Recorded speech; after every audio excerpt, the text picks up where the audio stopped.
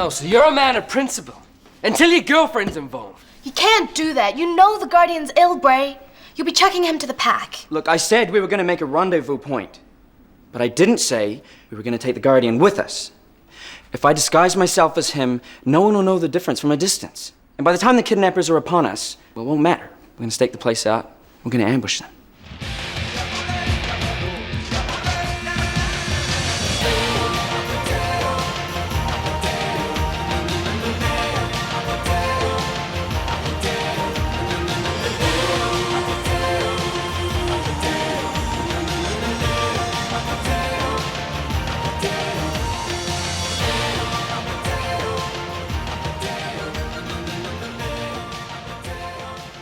Welcome to Series 3, Episode 40 of Conversations on Eagle Mountain, a podcast about the tribe.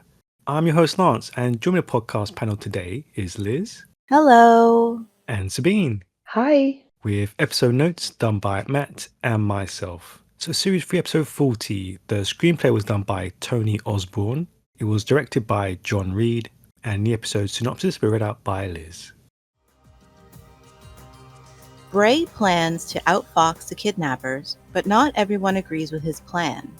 Ellie stands by her choice, while Jack makes a decision of his own, and Andy makes a frightening discovery. Pride, Lex, Alice, and Ned, I want you guys with me. Ebony, you can stay behind. I want you to watch the Guardian, and no one's to go near him, okay? And I mean no one. So yeah, like having seen how conflicted Bray has been with the decision regarding the safety of Amber, Trudy, and his unborn child versus the Guardian, do you kind of feel that this was really the only compromise that he could make? And how did you feel about the chances for the plan's actual success? I think Bray was an idiot. There's no other words for it. It's such a risky plan. Yeah, I know that Amber would be mad if you would send an unstable, mentally ill man to his death. But she'd get over it in time. He's willingly risking the lives of these two women and that unborn baby in favor of the Guardian, who, no matter how mentally ill he might seem, has done horrible, horrible things before he was that way. I thought it was a pretty decent plan, given what his conflict is. Like, if he didn't care how Amber felt about this, or if Amber could live with the consequences of this, then obviously he'd just give the Guardian up. Given what he's conflicted about, I thought, yeah, this makes sense. It's actually a pretty smart one, especially when you consider this gives you the chance to catch who's doing this. You know, you can kill two birds with one stone. Now, granted, the way the plan was executed didn't work out, but the plan itself, I don't think was bad. And it's, it's not something we haven't seen in espionage or anything like that before. It's not something that hasn't been used by the police when dealing with kidnappers in general. So, yeah, I didn't think it was like off the wall. I'm not saying I agree or I would do the same thing if it was my loved ones. I'm saying that to answer the question for Bray's confliction, what he's going through, what he's concerned about, this was a good middle of the road plan to get the girls back, also catch who's doing this, you know, because it's not like they're going to have Bray long enough to be actually confused as the Guardian. The whole point is to capture who's doing this, you know, and if they'd executed it better, I think it would have worked out. Like, again, if it wasn't Ned or all that stuff, like, they don't know that. They don't know it's an inside job. And I don't know how this was going to play out anyway. If he had decided to give up the Guardian, who was going to pick up the Guardian? Like Ned was going with them. So what were they supposed to do? Just leave the Guardian somewhere and walk away before getting the girl? Like, come on. Like I just don't. Yeah, thank you. I didn't understand this plan. Right. I didn't understand what he'd actually thought about to actually how this was going to work. So how was he going to actually do it in exchange or anything while being there? I don't know. I don't think Ned thought that through. Ned apparently thought that Bray is going to bring the Guardian to this place, drop him, and where are the girls? Disappear? You think he's going to just walk away before he gets the girls back? Like, how did Ned think that was going to play out? As soon as the girls don't show up, because Ned can't bring them, like, how are you going to get the girls here to do the exchange, Ned? Or did Ned just think he'll drop them off, he'll go quietly back to the mall, and then I'll leave a note to tell them where to find the girls? And the girls saw your face, Ned, at some point. So I don't know how Ned thinks any of this is going to work. So from Bray's perspective, Bray clearly thought if I do this, we'll go to the place and the kidnappers will show up and likely have the girls with them. Because again, it's not like there were a bunch of directions in the note. So from Bray's perspective, I understand him thinking this could work. You know what I mean? Like, okay, I can see this working. Again, if it was executed a little better, if you didn't give up the ghost right away, you at least confirmed you were talking to the kidnappers, that would help. But but just the whole plan in general, I think would have gone tits up no matter what, to be honest. I do wonder what the chances were of the Muzzies being there. It's... Yeah. That did rub me a little bit, wrong. For a moment, I was thinking like, okay, so maybe they got a note and that said the Guardian would be delivered there, But Ned's not that smart. Yeah. He's not bright enough to set up someone else to take the fall for this kidnapping, while also, making a deal with them that, okay, you're going to give me this and I'm going to make sure they hand you the Guardian, That's what's really weird about this. You'd think that Ned had captured them in the first place to hand the Guardian over to someone like the Mosquitoes. That's never referenced or acknowledged in any way. So it makes it very weird. I think he thought he was going to get the Guardian, and then, him being a slave trader originally, he would probably try and sell him off to the highest bidder or something like that. I still think they haven't done a good job expressing why Ned is so invested in the Guardian in the first place. Like, this is a lot to do to get this guy turned over to the mob. You know what I mean? Like, why? Why would you have already shown yourself to be super lazy, and I just don't understand. Again, I think Sabine's idea would be great if they actually expressed that was Ned's plan, to trade the Guardian to the mob for profit or something. But that never comes up. That's the only thing I could come up with, that he thought he had something to gain. And, there are a lot of people who wanted the Guardian to kill him, or, whatever they want with him. And that could have easily been worked into dialogue when they're arguing about what to do with the Guardian. He'd be like, he could have casually brought up the fact that there could be profit from giving up the Guardian or something. So at least we'd have an idea of what his motives are. But instead, he just seems really angry and wants the Guardian to pay, even though the Guardian never ended up really doing much to him in a way that justifies he'd go through this much trouble to get this guy sent to the mob. Like, honestly, had the Guardian sent away Tally, for instance, I might have given him a pass for doing this. He would have had motive.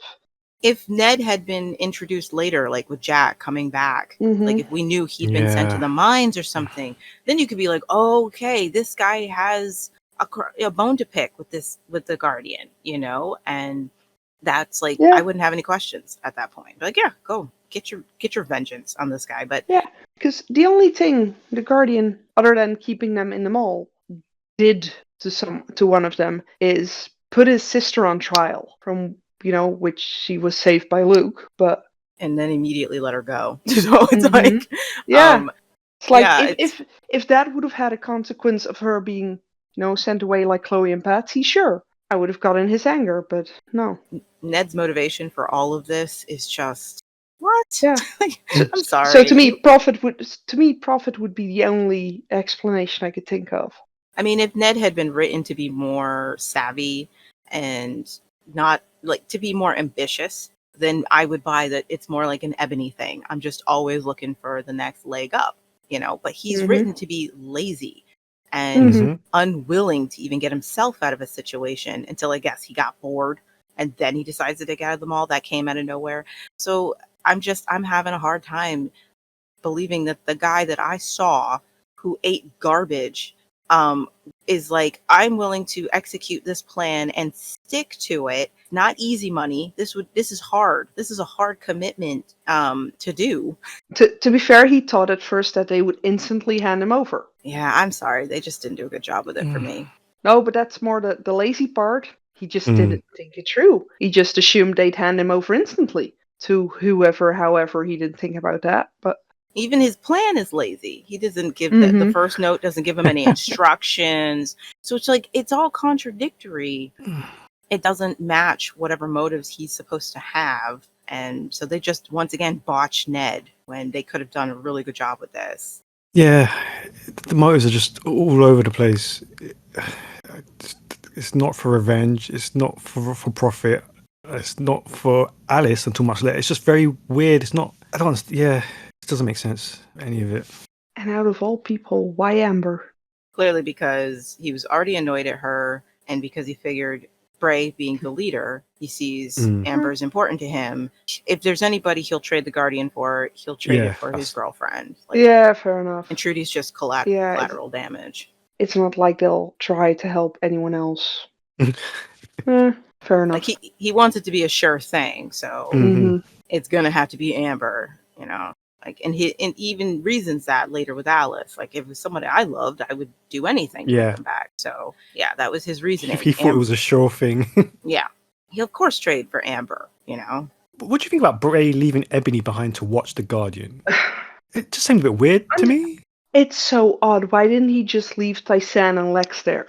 Or Tysan? Anyone but Ebony? Like, I don't know. If he wants him to be safe, why not leave him with someone who actually wants to keep this idiot alive? Well, yeah, I agree. I think if Bray were in his rational mind, I would definitely question this choice. But I can't say that Bray is being incredibly rational right now. I'm not saying he's out of his mind or anything like that, and that he's making poor decisions because of that. I just think, Ebony has tricked Bray before, and that's exactly what she's doing now. She has been behaving. She hasn't been. I mean, the last time Ebony did anything that he questioned was when she tried to stop him from stopping Lex from killing the Guardian. But you can rationalize that. We were at war, and she simply didn't agree with my play, you know.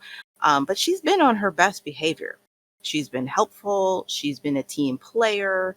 Even with the trial, she may have expressed her doubts and her disapproval or just her disagreement with how things were handling, but she still played along with them. She hasn't caused any problems. We know from experience that Bray is easily fooled and lulled into a false sense of security with Ebony. So I'm actually not surprised that in the headspace he's in, he's trusting her right now. But yeah, it would be more logical to leave Bray, Lex and Tysan behind to watch the Guardian, since Tysan's made it very clear she won't let anything happen to the Guardian, and Lex is very clearly on his wife's side. And so, you know what I mean? Like, but I don't think it's crazy that he thinks he can trust Ebony right now, just because, one, he's already done this in the past with Ebony, and she hasn't given him any reason thus far to think she's going to go against he or Amber's word to do anything to the Guardian. I'm not saying it's smart. I'm just saying it is in character for him to be lulled into that sense that, oh, she's not a problem for me right now, you know?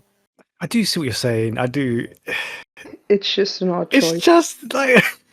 If he specifically wanted Lex to be with him for this, could have at least said, okay, let Tysan stay with Ebony, you know? But we know Tysan can't defend herself worth a damn, so how's she going to defend the Guardian? He at least knows Ebony can defend herself in a fight and will set anybody on fire. Yeah, but, you know, he could have left Tysan with Ebony. Could have. Both of them would have been annoyed at each other, but... You know what? Maybe it was for moral support. Bray, he's made this decision, but he's still in doubt. He's still scared he might be making the wrong decision.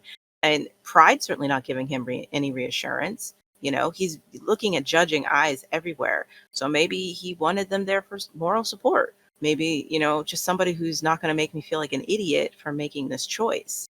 You know, I need somebody to shore me up, because I'm scared to death that I'm making the wrong choice and it's not going to work. You know, just a crappy position to be in, to be honest. I mean, he doesn't even have any guarantee that if he does exactly what this kidnapper wants, he'll get Amber and Trudy back anyway. I mean, that is just a fact of kidnapping situations. When there's a ransom, you're still not guaranteed to get your loved one back, even if you pay the money, you know, even if you've got the whole police force on your side. That is something they talk to you about, which is why sometimes police are not always 100% on just giving the money and waiting for the trade. It's often why they want to catch the kidnapper, because there's no guarantee that your loved one is still alive, that they're okay. You know, there's just too many stories of the victim, unfortunately not being alive, but the kidnappers playing on your emotions, trying to get money from you, adding more money. You give them money and then they still don't return your loved one. Yeah, I was going to say adding more. Yeah. Right, so I mean, none of this is a guaranteed deal. It's easy to look at Bray's situation and be like, if you just gave the guardian back, you would have gotten him. It's like, you don't know that though. You actually don't know that, especially in a lawless world like this. Come on, he has zero guarantee that playing by the rules is going to get him what he wants. You want to catch the person who's doing this, torture him, find out where the girls are, whatever, because they could just take the guardian and disappear.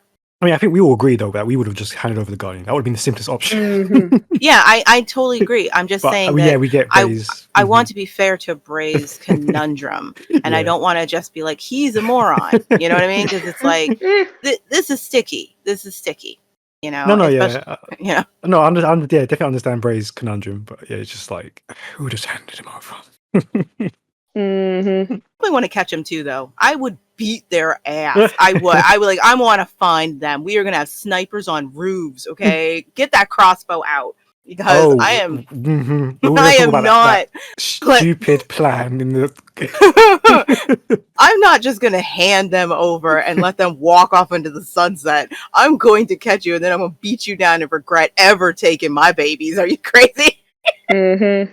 Because I am vengeful. No, we're going to get to that silly scene. Don't worry.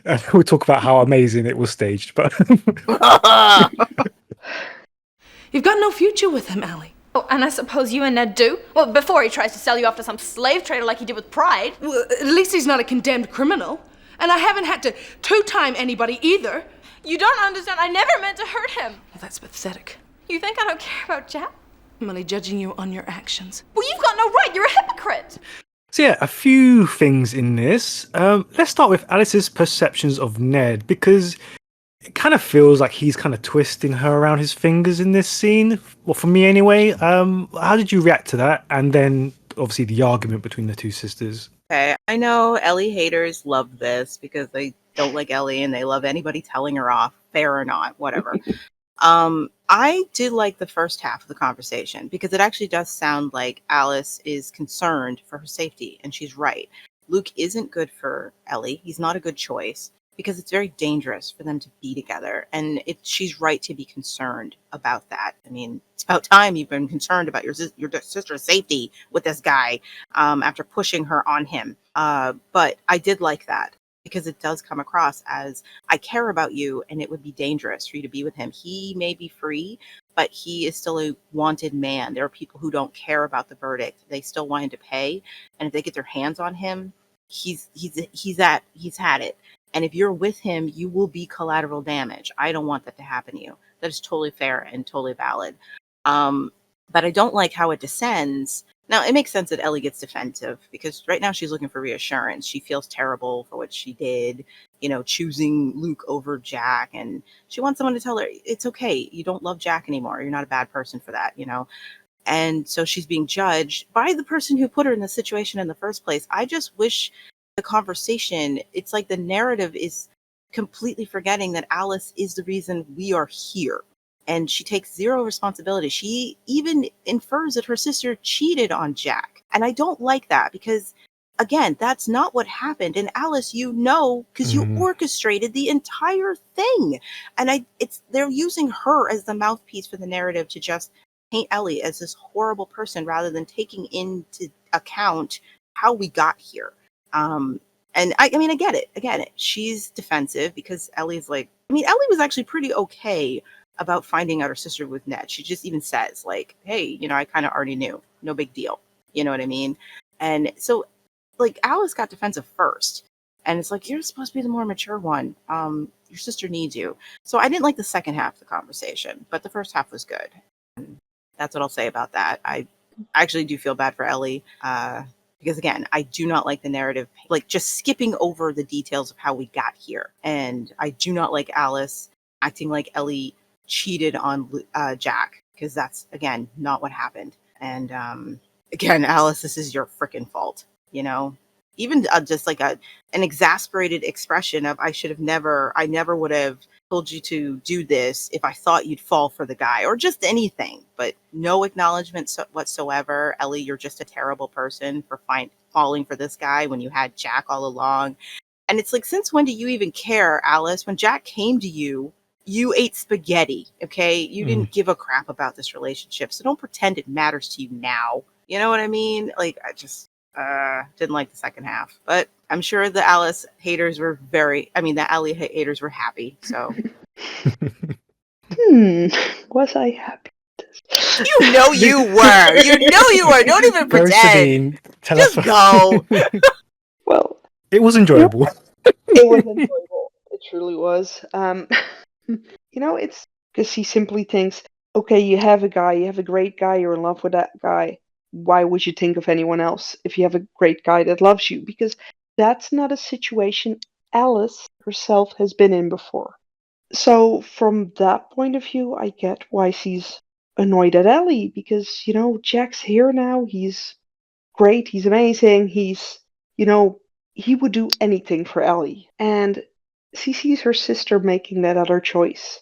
The person she sees as the bad guy, even though she caused that whole situation, I don't think she really sees it that way. And yes, that's lacking her taking responsibility for that, but I just never thought about Alice seeing it any differently. And as for the whole Ellie already knew about Ned, well, everyone already knew about Ned, Alice. It's written all over your face. Mm-hmm. And his. But, yeah, I don't know. After what little consideration Ellie showed for Jack by making out with Luke right in front of his face, basically, I honestly don't mind Ellie is getting chewed out by Alice. Don't worry, I'm not going to attack you or something over it. It's okay. You don't have to tiptoe. It's all right. I did like that. Ellie gave it back. Look at who you're dating. I did love that little sisterly bit. It's your one to talk. Look at what you're doing. Yeah. I'm trying to be fair to Alice when it comes to Ned, even though I'm with you, Lance. I don't like this relationship, and I don't think they did a good job setting up. And they just don't ever convince me that she would fall for this guy. But I'm gonna try and be fair, and I'm gonna forget about season 2 Alice, and she's dead and gone, and just focus on season 3 Alice. So let's just say she is the type of woman who is just desperate to be loved by someone. She's always picked the wrong guys, and they either were just dirtbags or they didn't love her back. He was unrequited or something. And here's somebody like we talked about last episode, where with Lex, she had to read into everything and spin it in a positive light to convince herself he does requite my feelings. She doesn't have to do that with Ned. He's constantly telling her how much he likes her. Mm-hmm. He's chasing her around. That must be a nice reprieve from the way things have always been for her. And it's not like we haven't seen it before. Somebody who is unlucky in love gets to a point where they'll take anybody. I hate that they've painted Alice to be that kind of person who would just take anybody, no matter who they are, just because they're favorable to her. Especially when I don't think they do a great job in some of the scenes showing that he's like the gum chewing scene. I guess that's supposed to be charming, but gross. I would not kiss you after you admitted to chewing the same piece of gum for over a year in this environment. Like, not even a sterile environment, but this world. And just thinking about it, we didn't always see him chewing this. I know. Okay, exactly.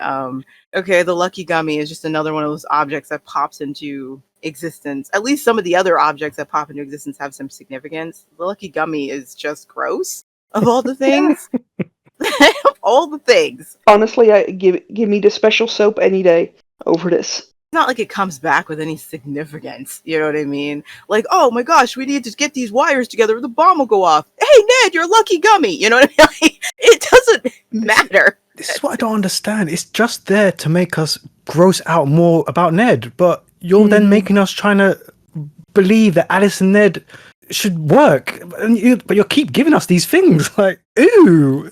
For some reason, it feels like the person who thought of the combination of Ned and Alice in this way only remembers Alice from season 1 as, well, the girl on the farm. I mean, I don't know. yeah. It's like they didn't think about everything we've seen of Alice, except for that one scene at the farm with the pigs in the mud. Guess, but I would even, I don't know. I don't know if I'd buy season 1 Alice, the pig lady, falling for this guy. Yeah, she Even- was strong-willed. She wasn't putting up with anything Lex was doing. Yeah, but okay, I feel like that morning scene, is supposed to be another moment where Ned is showing her a softer side of himself, a side that she likes. And I don't know why you wrote that to be the thing that she finds endearing. I you know what I mean? Like later when he's upset and he manages to keep himself from taking it out on her and he spins a lie, I lost a bet with Casey. I didn't think Bray was going to do that. He's controlling himself admirably. And then, he's just, I would give anything if they took you. So I don't understand his actions. That's actually endearing. Like that makes sense for Alice to be warmed by that moment with him and say something like, he's actually a big marshmallow. He's actually has a heart of gold. Like that scene works. Yeah. Because it's actually showing something endearing about him, how much he likes her, how much he cares about her, blah, blah, blah. Again, just forget that he's actually the kidnapper. That scene works. I don't see the point of the morning scene with a piece of gum. Like, who thought that was cute? no. Like, that's actually really gross. And I grew up a child in the 80s, and we were disgusting. Okay, polite etiquette meant that if you had jewelry made of candy, you wore it all day, getting dirty and covered in sweat, and you shared it among your peers. Okay, and that was the etiquette I grew up with. And if I think him chewing on this gum and then setting it aside at times and then popping it back in his mouth for over a year is gross, that's telling you something. That's disgusting. But I just don't get the point of it when it's supposed to be a scene that makes Alice see him and go, oh my gosh, you're such a softie. You know what I mean? You're just a whoopee under all of that. All of your defense mechanisms. You know what I mean? And like, why write this? You could have, again, if the gum was relevant to anything else, maybe. But it's not. So it didn't have to be gum. It's just him rudely waking her up, chomping. And I don't even have a problem with people chewing, but if that's how I woke up, like, what is wrong with you? Why are you masticating over there? That's disgusting. Like, chew with your mouth closed or so. It woke me up. That's how bad it was. Like, come on. Like, how is this endearing? Sorry, I'm trying to imagine waking up next to that, and I'm wondering if I would punch the person's light out. I wish I could talk to you now. How good. Well, no, the truth, I don't know what to do now, or where to go. So yeah, what did you make of that scene? Heartbreaking. I'm so glad it was there, though. That scene actually hurt my soul. Just thinking of everything that he and Dal have been through, how Dal was his Pepper Potts, and how Dal was the one who would slap sense into him, who could make him see things from a different perspective, could help put things straight. When Dal would validate him, like, okay, I think you got a point, or whatever. Yeah, no matter what Jack did, no matter how he treated Dal was there, even when he's off doing his own thing and Jack's like, look, I'm scared, please help me at the hotel. I know I've been a jerk to you, but please help me. Dal came, you know what I mean? Like, no matter what abuse Jack put Dal through, Dal was there for him. And right now, what he needs is a friend. And he clearly doesn't have any in the mall. Okay, let's just forget the Ellie situation. His other friends are scum too. You know what I mean? He doesn't have anybody. He came home to nobody. And Dal's the one voice he would love to hear to help. Just, you know what I mean? Just that one voice. And he's gone. And oh, Michael, you nearly brought me to tears because, I mean, if the scene had been any longer, I would have started crying. Seriously. It was short and sweet, but really poignant. And it did break my heart. I can't imagine coming home to everything being gone. Like a tornado just swept through your hometown and nothing is there. You can't recognize anything. Everybody had to evacuate. There's nothing there for you. That's how he feels, and every time I see the scene, I'm just glad people remember Dal and the whole relationship between Dal and Jack, how their friendship was. I'm just glad they remember, honestly, because A lot of other characters don't get that amount of credit. And yeah, as Liz says, he has no one in that mall. I mean, besides Ellie, the only person who seemed happy to see him was Trudy, and right now he hates her guts. It's like the rest of the people didn't even really try to have a conversation with Jack, other than "Where's Jack? We need him for something." How betrayed must Jack feel? Like, once he realized, oh, this is what's going on, Ellie fell for someone else, okay? Think about it. He had the rest of the night to think about that, to consider what that meant, to want, you know what I mean? Like, to take all the things that Luke had warned him about, like all the things that Luke had said. And that means if you're Jack, that means, my friends knew about this and nobody Mm-hmm. gave me any kind of warning or heads up or even checked in on me. They all knew this was going on. Would you want to be in that place ever again? Nope. They took his home from him, all of them. Like, it's not like he couldn't have gotten over a breakup if he'd had other support. People break up all the time. It sucks. You know what I mean? But you don't change schools over it. You know, like you have your friends and they're like, yeah, that totally sucks. So let's burn all of her crap or whatever. You need them to do that for you. So you don't feel alone. You need that support.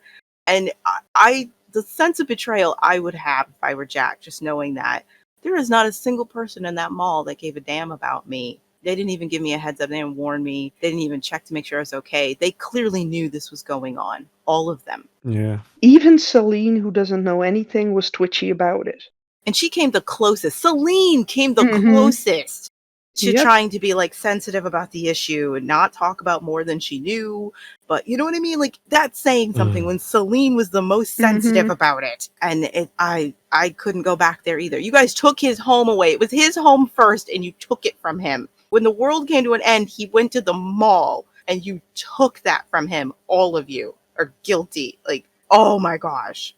And this is why the mall rats are the bad guys. And it was like a small thing, but I think what really hit me about the grave scene was like when he picked up the fallen rock and put it back onto place, like when people rearrange flowers on the gravesite. It just kind of hit me, like the small little touches like that. It's like, oh.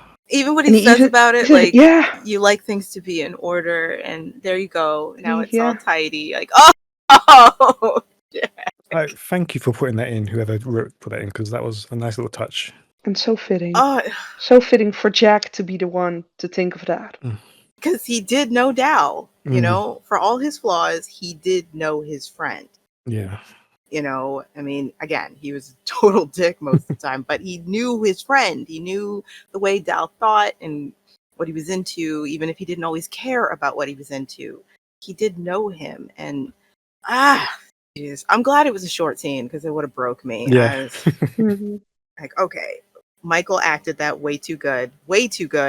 And I just, it just makes me think of how Amber, like, it doesn't compare. Being reunited with Dal, saying kind of sorry to Dal, her reaction to Dal's death. Again, it was still, like, there's, you know what I mean? Yeah, this was a relationship they actually worked on, as flawed as it was, as toxic as it was. We understand what Jack has lost. We understand 100% what he has lost in no longer having Dal. And they show that. They showed that. And I'm sorry, Jack. Poor babies. I was upset when I first saw it. I was like, wait, is he going? Like, where is he going? We just got you back. Don't you dare leave the show again. Don't you dare do this to me. Don't. Come on. Jack, where are you going? Where are you heading off to? Are you just going for a walk? Did you just need a moment, you know, to visit the grave? Like, where are you going, Jack? I know we make fun all the time of why don't these guys just leave them all? But I was like, Jack, no, come back. Wait. Not like this, Jack. Not like this. I was like, don't go. I don't blame him. That's just it. Like, I don't blame him. I just don't want him to leave like I was this. selfishly like, no, come back. Please, Jack, don't leave us with these people. Yeah. It's moments like this with Jack that makes me hate Ellie's treatment of him even more. I feel so bad for the guy. Yeah. But you know, he lost his best friend, and C doesn't even seem to be able to take the time to help him deal with that. Yeah, I mean, I did love that initial moment when she was telling him, but yeah, she hasn't Yeah. So she said a lot more things on her mind. Maybe we were rumbled, or maybe the kidnappers saw the ambush. No, there's no way they could have seen it. We're too careful. They just didn't turn up. I don't understand why. This is pointless. We blew it because we didn't cooperate with them. And if we want to see Amber and Trudy again, we better start right now. I think Ned's right. We could have just put their lives into more danger, and we can't do that anymore, Bray. No matter what the reasons. I second that. Next time, we have to hand over the Guardian. So yeah, panel, how did you feel about how the plan itself was executed and the resulting discussion when it all failed? As someone who actually defended the plan, this execution is garbage. What were they thinking? I don't know. I watched that scene a few times. I was watching them just yammering in the alley. Like, Bray wasn't covered. There was wide out in the open. I didn't understand what the actual plan was. It just didn't make sense. I just didn't understand. I think I'm most surprised by the fact that Pride manages to hold it together enough not to instantly have a go at Bray. Care how you feel about this, Pride. This isn't about you. She's not your girlfriend. Exactly. Yeah, we'll get to that. Yeah. Oh God, Pride, just staring daggers at Bray all the time. I was like, Pride, it's not about you. Step her back for a minute, please. Hey, Pride is one of the few people who seems to remember that it's not just about Amber. Yeah, but it's Whoa, only whoa, whoa. it totally is just about Amber. He's only caring about Amber. He doesn't care about Trudy or the baby. But at least he's mentioned the fact that He's Trudy mentioned is it. He doesn't care about it. but he's mentioned it several more times than anyone else so far.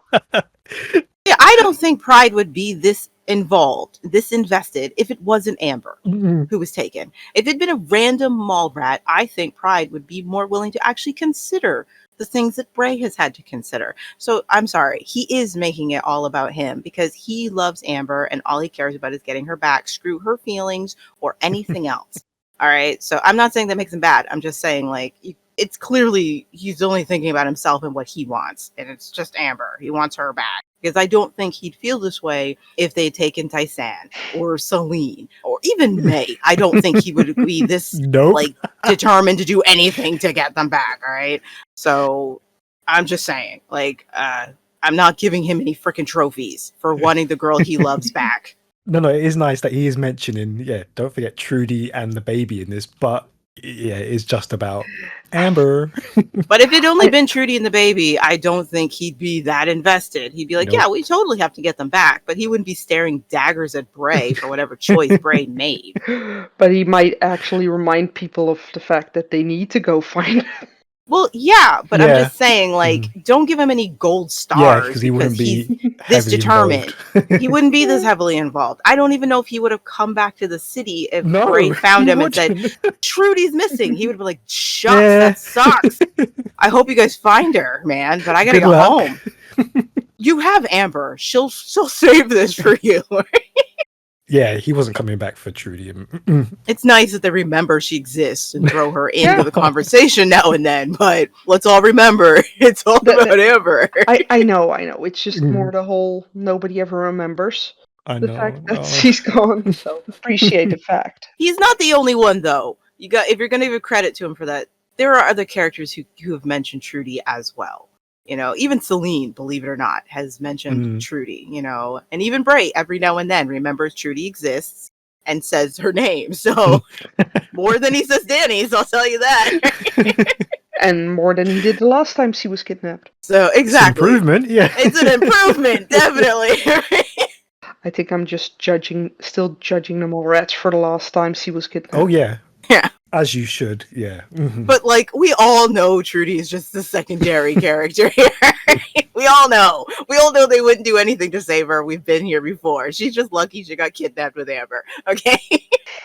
She's just very fortunate she was kidnapped with Amber.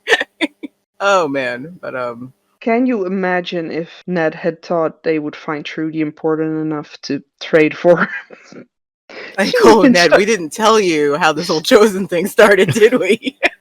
She would have been stuck there and with the key thrown away forever. But yes, the execution of this plan is terrible. I don't okay, again, I don't think there's anything wrong with the plan, so to speak. It could work, okay?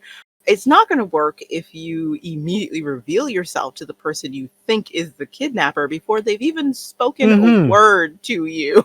Like, what if that's not the kidnapper? I get it. Maz is your first suspect. She would be my first suspect.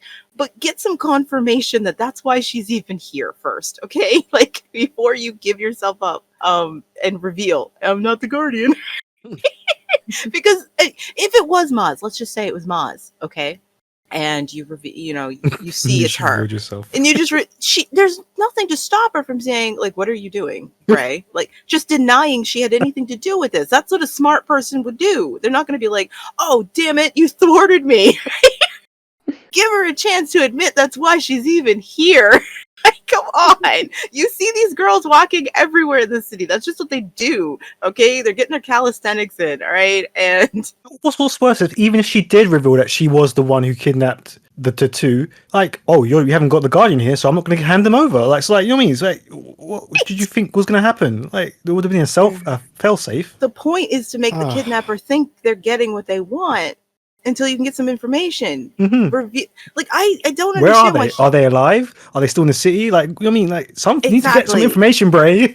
Like, I don't understand why it's Bray standing there as if they would just put the Guardian just there to be taken by the kidnapper. Like, he should be, head bowed, tied up, and held by somebody like Lex or Pride. And then they'd start negotiating with Maz as soon as they see her. Like, okay, so we brought them, we're the girls. Like, this could work, but not the way you did it. Like, this is ridiculous. Really was. Like, what was the I mean, I'd understand if the plan was he wasn't going to reveal himself and he was going to let Maz take him away and they were going to track her or something, but to immediately just show her, hey, it's me, Bray. What is she supposed to say then? Like, come on. Oh my gosh. This execution is just, I don't know what what the plan was here. Like, did you really think she's like, oh shoot, you caught me. You caught the tater. Well, you're not getting the girls now. What did you think was going to happen? He just thought she would smile at him and go, oh, well, my bad for trying this. Here you go. The girls are over there. Like, oh, crap. You're on to me. Oh, well, I guess it didn't work out. Better luck next time. Like, what is this, a Scooby-Doo episode? This is so dumb. So dumb. I mean, and I know they wanted to throw in the Mozzies again to show the conflict between the two tribes, but encountering the Mozzies again in that specific time and moment, like, as I said before, it would have made sense if the Mozzies would have been, lured there by someone like Ned, thinking, "Oh no, now I'm going to be in trouble because I can't be in two places at once, and they're not doing what I want." If for some reason he would have lured the Mozzies there to fetch the Guardian or whatever, that would have made more sense for them being there. If they got a tip that the Guardian was going to be handed over in that spot, I'm sure Maz would have been there.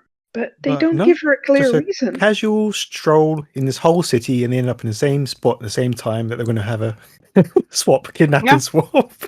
Exactly. And smiles when she sees it. Like, she's not surprised to see what she thinks is the Guardian just standing on her jogging track. Shouldn't she be like, holy crap, you guys, we got him? Like, instead she's just like, oh well, look what we have here.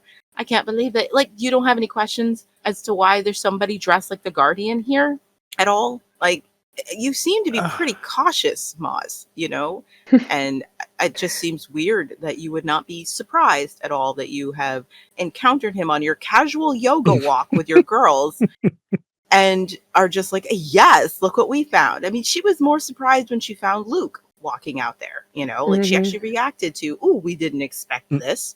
Let's take him out, but instead she sees him like she was expecting him to be there, has no questions. And then it's Bray and she still smiles at him. Like, what is this? I was like, did we miss a simple line of them like having been tracking the Morats or something? Because like, I don't understand. It just didn't make sense how she just casually walks up, all smiling, and like, yeah, I kind of knew you'd be here. I heard you guys were doing something stupid. Yeah. I just anything. And then there's like no dialogue for them. We don't even know what they were doing there. They just submit to being tied up, silently sit there and be like, look, I don't know what you guys were doing. Again, we were doing our yoga, okay? And Once again, you've assaulted me and my tribe. I'm definitely setting your mall on fire now. I'm telling everybody. If I'm Maz, I'm telling the whole city what the Mallrats have done to me. I'm telling everybody. But for as stupid as this execution was, and there's no other word for it, it's stupid. I have no defense for it whatsoever. I will say I thought Dwayne's acting was really good. Like his despair that the plan didn't work. And I even like some of the dialogue of them being like, well, if the kidnappers had been watching, they probably saw this and they took off, because that is a logical belief of what would happen. You know, that the kidnappers have seen our farce. They know we don't have the Guardian. They're not going to show up now. The key. Get the key. Get it, boy, or I'll bite your hand off. So yeah, what do you think of the kids' plan to make some money? And obviously, how did you react to the Guardian showing more of his true self? I like most of it. I'm glad the kids have been given something that's relevant to the plot. Like, that's nice. Like, what they're doing is still their same pointless crap that the kids do, but it is relevant to what's going on in the story. Andy finding out that the Guardian is crazy, but not the crazy everybody else thinks he is. That's cool. And of course, being a child, no one's going to believe him. I thought that, I was like, oh, good. You're giving them something with substance, something that has a point.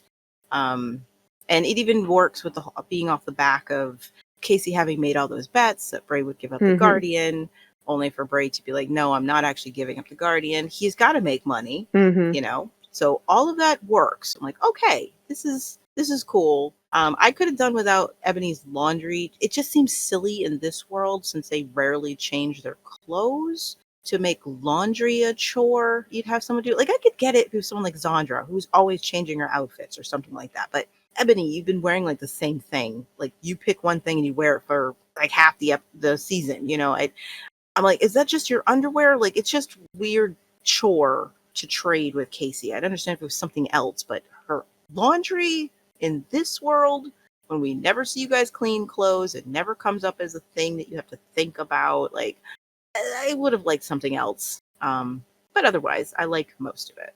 I don't know why the Guardian revealed himself to Andy, though. I think he just saw an opportunity to maybe escape, and he saw a small kid that he might be able to frighten into doing what he wants. I don't know. He's been so careful about what he's letting people see. Like, he's been playing a dribbling idiot for how long? Yeah. Pretend, like, I can't even eat my own food. He's letting himself be spoon-fed. But he is smart enough to know that kid would never be believed by anyone. No, but I mean, is he doesn't know how long Ebony's even going to be away from the cage. You know? Like, she's watching him like a guard dog, and she steps away, and he decides to give up his cover when there's a chance he could be caught doing this. And why would he even take the chance that someone won't believe Andy? When, again, he's being so careful not to let anybody see that he's not a dribbling idiot. I don't know. There's no point to him taking this chance. He knows this child doesn't have the key. He knows. He knows this kid doesn't have the key. Yeah, he knows this kid's clearly reaching in to take something from me. And I just don't, I'd be different if he did it to someone he knew could have the key. But even if he threatened Andy, like, you get me the key, you get me out of here. Can't be dumb enough to think that Andy is going to be able to convince anyone to give him that key. Or if you scare the crap out of him, that he's actually going to come back with the key and let you out. It kind of made me think that for some stupid reason they were keeping the key like on a hook next to the cell door, you know? Like, well, I mean, they're dumb enough. They probably would, but like what you see in Pirates movies, a dog with a set of keys running around. But it just seems really risky for someone who's being this careful and has been playing up this whole thing for as long as he has, knowing he's being watched. Yeah. And he's been so careful to really play into, I am so helpless, I can't even eat. That means ignoring food that's brought to him unless it's spoon-fed. Okay, that takes some discipline. Sitting in that cage, playing this, doing this for days and days and days on end. Oh, I'm going to scare the first kid who puts their hand in here and think that will convince this and child hope that to he'll let come me back out. with the key. Yeah, I don't.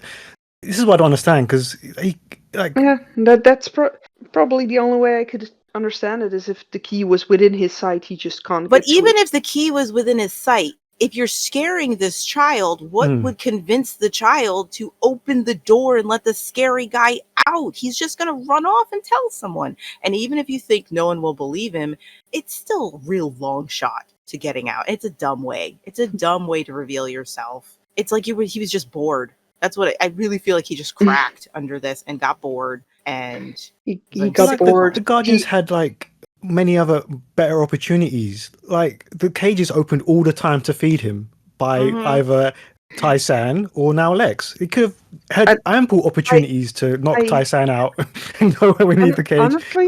Honestly, with how the mole rats have been disregarding what he hears, I wonder if he heard about the whole the rest of the mole rats being out to pretend they were going to trade him. Again, I buy that he's probably listening and gleaning lots of important information. They don't hide in their conversations from him. No, but if that's the moment, this is the one moment where all the capable fighters, except for Ebony, who he knows he can beat, are out of the mall. If he has any chance of escaping that mall, this is it.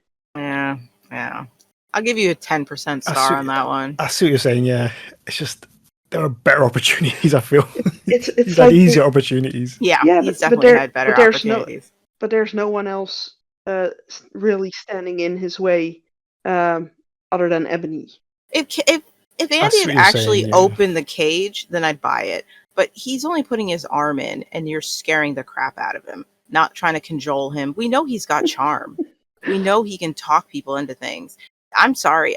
I just don't think this is the best way to get out of the cage, scaring the piss out of this little boy. Telling him you're going to bite off his finger. I'm not opening the cage for you. Well, I ain't coming back for you. Exactly. I'm screaming to high hell. I'm telling everybody. I'm suddenly wondering, had it been Celine, he probably would have managed to. Yeah. I seriously, like, maybe he's just bored. You know what I mean? He's just bored. And this little kid's trying to take his stuff. And he's sick of this because he's been doing this for ages, and he's perfectly sane, at least in the sense he knows what right and wrong is, and he knows what's going on around him. Playing this part must be exhausting and tedious, and he's sick of it. Probably sick of Tai-San's cooking. You know what I mean? Like, I'm sorry. Like, I love Tai-San, but her conversation must seem really insipid to him. Oh, sorry, I'm just thinking for a moment how devious it would be if he would manage to escape now, knowing fully well that Ebony would get the blame for him escaping. I would blame Tai-San. That's the person I would blame. But like in this moment, if he would be able to escape in this moment, when they left Ebony in charge of him, and they come back, and that cage is Ebony. I know, but Ebony's smart enough to turn that back on Tai-San. I was going to say, yeah, everyone would have turned it to Tai-San. Like, how can you not tell us how sane he is? You were the one who convinced us that he's helpless, he's harmless, and that we don't have to keep our eyes glued to him. I would have been standing outside that cage with a crossbow quite hard if you hadn't told me. No, I would have turned that on Tai-San in a heartbeat. Like, this is your fault. We all believed and trusted you for some freaking reason. Ebony would not have taken that blame. No. Are you kidding me? No way. She wouldn't have taken She would have taken the fall for that. She was like, I wanted to put him on trial. You idiots were like, oh no, we can't. No way you're putting this blame on me. This is all your fault. I felt bad for Andy. I always feel bad for a child when someone with more power or who's older uses fear to try to control a child or try to silence them, and nobody listens to them. I'm very sensitive to that. I don't know, maybe it's because I'm a mom, but it really bothers me because children are incredibly vulnerable. And I like Andy. I do. I think they've done a good job with him. And it bugs me that, I mean, I do like the way they set that up, that he immediately does tell somebody. Like, he doesn't keep it some secret. He tells them immediately. He threatened to bite my hand off and stuff when I try to take it, and he's immediately disbelieved. Even Tally and Casey not believing him in that moment of distraction worked. It makes sense, but it made me feel so terrible for Andy. I would have been more annoyed if they instantly listened to him, though, because nobody ever listened to Chloe when she saw things.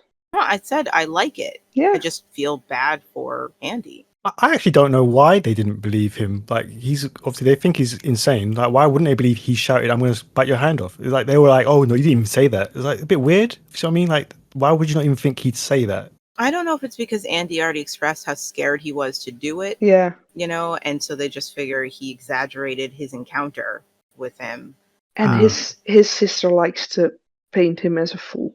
I'm not surprised Mm. Casey doesn't care. They have I not know painted Casey. Casey as caring, and yeah, I think it's okay. It works that they don't believe him. It's sad that they don't give it a single thought when Andy says this, because why would he make that up? Like, why would he make that up? Wouldn't he be boasting? I got it. I got the ring. But not like it's an uncommon thing that children are discounted by their own peers and anybody else who tries to tell them. And he's being specific, unlike Chloe, who was just like, Trudy's weird, instead of being like, did you see the Jack in the Box present she gave me? Show that to everyone, Chloe. Yeah. Like, Andy's at least being straight up. This is what he said to me, okay? He spoke to me and he threatened me, and nobody listens to him except Ebony later on. But yeah, it's an okay moment. It's not great because we already knew the Guardian was sane. They already gave that away. All I'm just wondering is, why would you risk blowing your cover right now? Kid is not giving you the key. He's not letting you out when you just scared the life out of him. That brings us to our final thoughts of the episode. So, closing the episode, Ebony wakes to a noise in the middle of the night and discovers Ned planting a new ransom note. So, yeah, panel, do you remember thinking back? Did this surprise you in any way? And what did you think Ebony would do next? Trying to remember if I was actually surprised the first time, or if I'd always sort of suspected it was someone in the mall and then not surprised that it was Ned. I don't think I was surprised. I think I was more like, oh, okay, yeah, he makes the most sense of everybody to be the one who done it. I think it's still a good, decent reveal, though, especially if you didn't know. If you were watching this and you're like, who took the girls? Who got into the mall and did this? And you're playing Clue with everybody. Okay, who is where and who has motive and blah, blah, blah. To have it revealed as Ned, I think the reveal is actually pretty decent for anybody who didn't know who it was, especially if you can look back and look at all of Ned's actions and his behavior and be like, oh, wow, it all makes sense. Like, I think the breadcrumbs are actually pretty decent for anyone who didn't immediately guess that it was Ned. I think I actually originally didn't instantly think it was Ned, because I used to think it was Ebony who would be behind this. Either Ebony or Luke. But yeah, it was, by the moment they surprised it, I just figured, yeah, okay, why on earth did he do that? It's not very surprising that it's Ned, but on the other hand, with his severe lack in motive, I always found it difficult at first to believe it was Ned on his own. Mm-hmm. Because, what's the reason? I like that it's Ebony who finds him. Of all the people to discover it's Ned, I love that it's Ebony. And I also like that we get to see what the note said, because even though we know that Ned's motives for doing this are paper thin, it's nice to know, to be reminded that Ned didn't do this to play games. He just wanted the Guardian to be given up. Again, even if it's like, why though? Like, what were you going to do with him or whatever? What was your end goal here? Why do you care this much? At least it does confirm. His end goal is just to get the Guardian given up, I guess. Okay? So we get to actually see the note. He's not playing games. He really does just want Bray to give up the Guardian. And this note says that. And which leaves that awesome bomb for the next episode, because we know what Ned wants, we know his goal, and then we'll be able to see that Ebony is going to play a whole new game, which is just brilliant. So I think that just works out really well, and yeah, it's a perfectly good reveal. Again, especially if you just didn't know it was Ned, you're just like, oh my gosh, and it was planted that it's Ned. If you just go back and look at his behavior from the minute the girls, even before the girls disappear, it all tracks that he's the guilty culprit. So it's not like they were just playing a fast and loose one where you find out it's Ned, but none of his behavior from before tracks. Like, they at least knew it was Ned who took the girls all along, and they made sure that they wrote him accordingly. And that the actor knew, I took the girls, so I will behave like I took the girls and I'm trying to hide it. Like, it's okay. That's nice. Thank you for that. I can't give you too much credit these days. So this was actually, you thought about it. So thank you. Because, I mean, given the writing this season, they could have just easily decided to make the kidnapping a mystery box and then reveal it was Ned, even though they'd never known who it was going to be until they finally decided, oh, we'll make Ned. And then if you went back, you'd be like, nothing he does indicates he had anything to do with this. You know what I mean? And so at least they knew ahead of time, Ned's going to kidnap the girls. And it all matches. Can you imagine if it had been someone we hadn't seen in a while, someone outside of the mall? You know, I'm suddenly thinking, who could possibly hold a grudge against Trudy and, well, Amber being there? So that's why they have Moz. She's our main red herring. Yeah. She is the voice piece for people who want the Guardian and are angry at the mall rat. But yeah, they don't really set up anybody else. And that's a shame, because there was literally everybody else. There's so many people who wanted the Guardian. I can imagine one girl. I can imagine one girl who would have wanted Amber to be out of the picture for Bray, but she's long gone.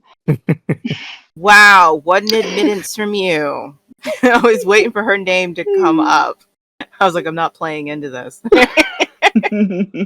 I mean, did anyone have any hopes that Ebony would bring an end to this?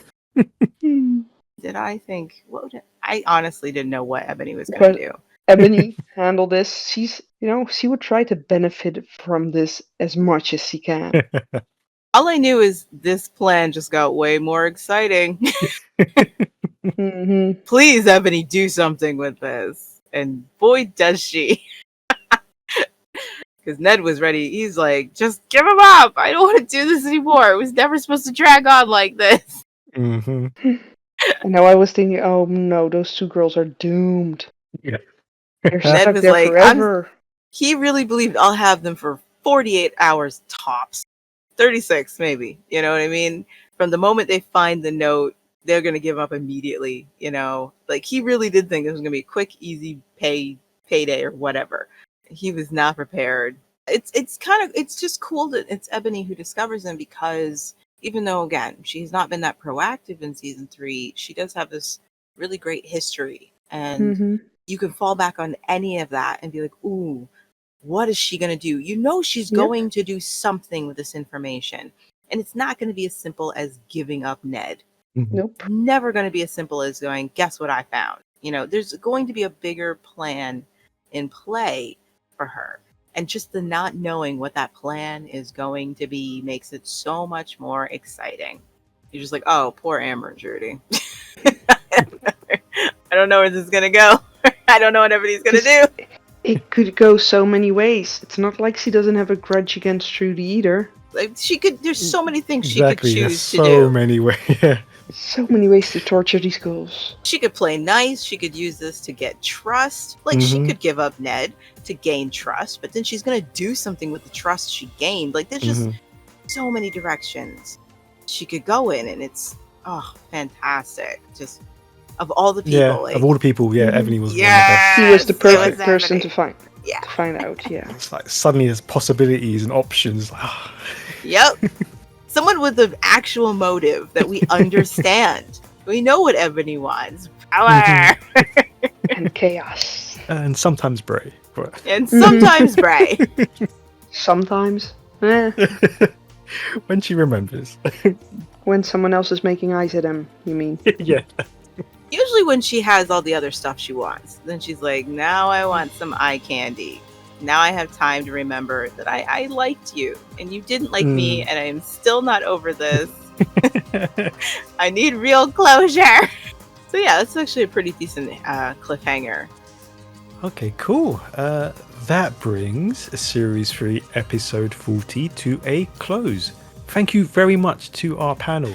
So we'll see you next time for Episode 41. Until then, bye. Bye. Bye.